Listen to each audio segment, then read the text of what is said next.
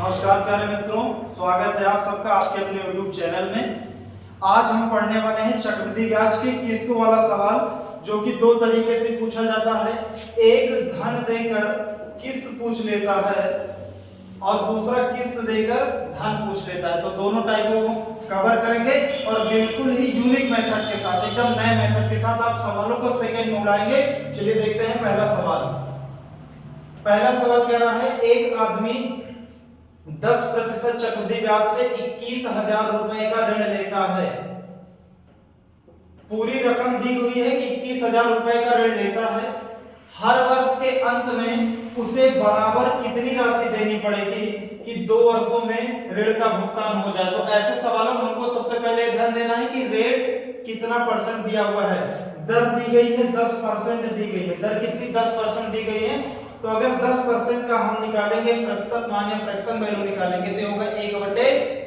ये कैसे होता है? प्रतिशत का मतलब होता है कि 100 में आंकना, यानी 10/100, और इसको काटेंगे 0 तो 1/10 आ जाएगा। यानी प्रतिशत का मान कितना हो जाएगा? 1/10 हो जाएगा। तो अगर 10% हमें धनराशि दी हुई है, यानी उसका फ्रैक्शन में मान कितना होगा? 1/10 होगा। यानी राशि अगर 10 है तो किस्त हमें किसके फॉर्म में देनी पड़ेगी? 11 के। तो बस हमको बस एक ही चीज देखनी होती है इसमें, दिए कि पूरा धन दिया है 21,000, किस्त पूछा है तो यहाँ दिया है 10%। अब इतना देखना है 10 से 11, दूसरे साल हो जाता है 100 से 121, यानी या तो आपका ऑप्शन 11 से कटेगा या तो 121 से कटेगा। तो हम ऑप्शन को देखते हैं, 121 से ये कटता दिख रहा है, ना ये कटेगा ना ये कटेगा ना ये कटेगा। 11 से ना ये कटेगा ना ये कटेगा ना ये कटेगा। यानी बस एक एक काम करना था, परसेंटेज में देखिए 10% मान 1/10, 10 से 11 से कौन सा ऑप्शन कट रहा है? यही वाला। यानी किस्त का मान कितना हो जाएगा? 12,200। सेकेंड वाला सवाल देखते हैं। इसमें क्या है? 11,000 रुपए की धनराशि है, उसी का ऋण लिया है, एक समान वार्षिक किस्तों में वापस करना है। यदि उस पर चक्रवृद्धि ब्याज कितना 20% वार्षिक हो तो प्रत्येक किस्त की धनराशि पूछा। 20% का मान कितना होता है? 20% का मान होता है 1/5। या तो ऑप्शन कैसे जाएगा? फ्रैक्शन वैल्यू 5 से 6, या तो दूसरे वर्ष 25 से 36, या तो ऑप्शन 6 से कटेगा या तो 36 से कटेगा। तो जो 36 से कटेगा 6 से भी कटेगा। तो 6 से हम देखें कौन सा ऑप्शन कट रहा है। 6 से ना ये कटेगा ना ये कटेगा ना ये, 6 से ये कटेगा। 36 से भी डायरेक्ट कट रहा है 7200। तो इसका आंसर कितना हो जाएगा? 7200। यानी आपको वार्षिक कितने किस्त चुकानी है? 7200 की किस्त आपको चुकानी पड़ेगी। सही। इसी तरीके का तीसरा सवाल देखते हैं। कह रहा है, एक भवन निर्माता ने 2550 रुपए उधार लिए और वार्षिक चक्रवृद्धि ब्याज कितनी है? 4% चक्रवृद्धि ब्याज है, 2 वर्ष के लिए दिया हुआ है और दोनों में वर्षों में बराबर किस्तों में लौटाना था। तो प्रत्येक किस्त का मान कितना होगा? अब 4% का मान जो हमारा होता है 1/25 होता है। 1/25 का मतलब 25 से 26। या तो अब किस्त जो होगी या तो वो 26 से कटेगी, 26 की किसी मल्टीपल से कटेगी, 676 से कटेगी दूसरे साल, या फिर 26 से कटने वाला है तो हम 26 से देख लें या फिर हम 13 से देख लें कौन सा ऑप्शन कट रहा है। तो 13 एकम 13 0 13 4 52, एक ही ऑप्शन नहीं कट रहा है 13 52। 13 से काटेंगे 13 एकम 13 65 नहीं कट रहा। 13 9 117 105 हो जाएगा, नहीं कट रहा। 13 9 117 8 3 11 113 नहीं कट रहा। यानी आपका क्या हो जाएगा? 1352 हो जाएगा। तो दो टाइप के सवाल हैं और दोनों टाइपों में क्या है? एक में ऋण देके किस्त पूछेगा, दूसरे में किस्त देके तब टोटल धन पूछेगा कितना लिया हुआ है। अगला सवाल अब चलिए देखते हैं कि क्या होगा कि जब किस्त देकर हमें धन को पूछे। अब वो वाला टाइप करते हैं। चलिए फिर देखते हैं उसी टाइप का अगला सवाल। ये क्या कह रहा है? 210 रुपए की राशि कर्ज पर ली गई जिसकी अदायगी 2 बराबर किस्तों में की जानी है। यदि ब्याज की अदायगी वार्षिक 10% चक्रवृद्धि दर पर की जाए तो प्रत्येक किस्त कितनी राशि की होगी? अब हम ये सोचते हैं कि 3 सवाल हम बता चुके इस टाइप के, ये वाला सवाल आप लगाएं। इस सवाल को लगाएं बिल्कुल इसी कॉन्सेप्ट पे, परसेंटेज की वैल्यू निकाल के बस आप लगाइए इस सवाल को और इसका आंसर आप कमेंट में जरूर पिन करेंगे। और जो जो वीडियो देख रहा है प्लीज एक बार इसका आंसर कमेंट में जरूर बताइए। अब देखते हैं हम अगले टाइप का सवाल। अगले टाइप का सवाल क्या होता है? जो किस्त देके हमसे क्या पूछता है? राशि पूछता है। अभी तक हम क्या पढ़ रहे थे? अभी तक हम पढ़ रहे थे हमको राशि दी होगी, उसकी किस्तें निकालनी होगी। अभी ये सवाल है किस्त से राशि निकालना।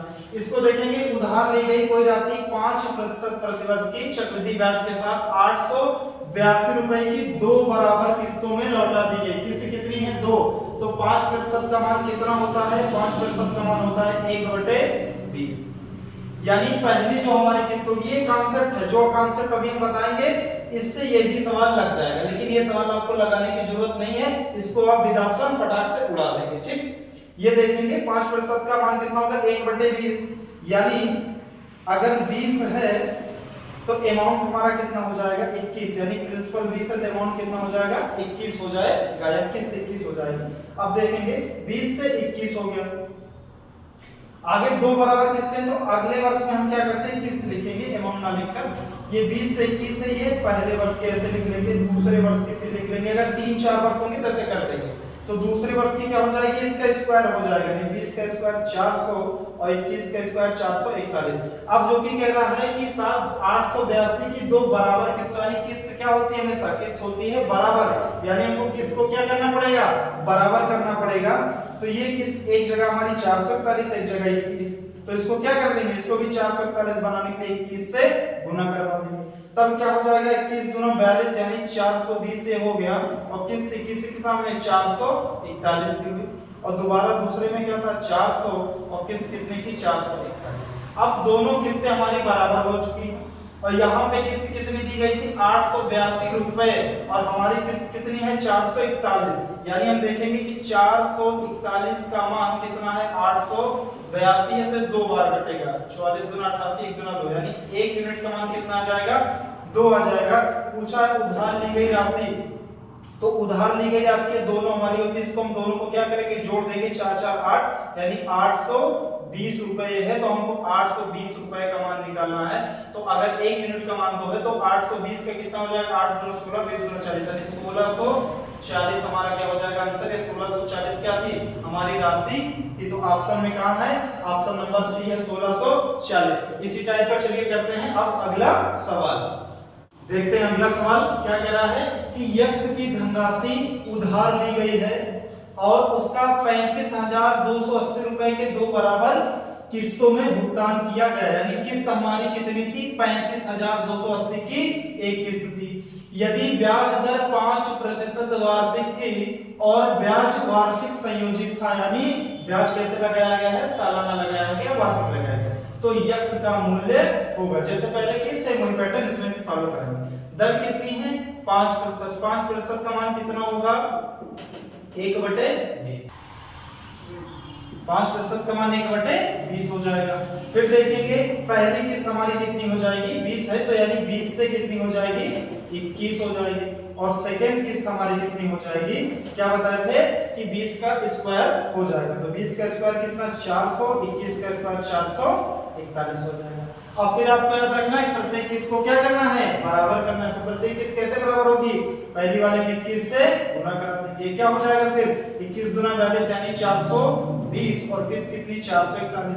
ये 400 था और दूसरी 441, किस्त तो दोनों बराबर थी। यहाँ पे किस्त का मान कितना दिए हैं? 35,280, अपना कितना है? 441, यानी 441 का मान कितना हो जाएगा? 35,280। 4 8 32, 1 8 8, यानी कितनी बार में जाएगा? 8 बार में जाएगा। एक यूनिट का मान कितना आ जाएगा? 80। और पूछा है तब यक्ष का मान कितना होगा? यक्ष का मूल्य कितना होगा? तो टोटल हमारी धनराशि कितनी थी? 4 4 820 थी हमारी धनराशि, तो 820 का मान क्या होगा?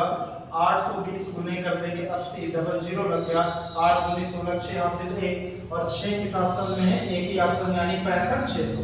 तो हमारा आंसर क्या हो जाएगा? 65,600 हो जाएगा। ऐसे इन सवालों को करना है। उम्मीद करते हैं कि आपको ये चीजें समझ में आई होगी। थोड़ा लाइटिंग का इशू है क्योंकि लाइट जाने के कारण से क्या हुआ, ये आपको हो सकता है वीडियो थोड़ा सा कम अच्छा दिखे, बट इसको आप मैनेज करिएगा। और ये दो कॉन्सेप्ट यही दो बनते हैं, किस्त से धन पे जाना और धन से किस्त पे जाना।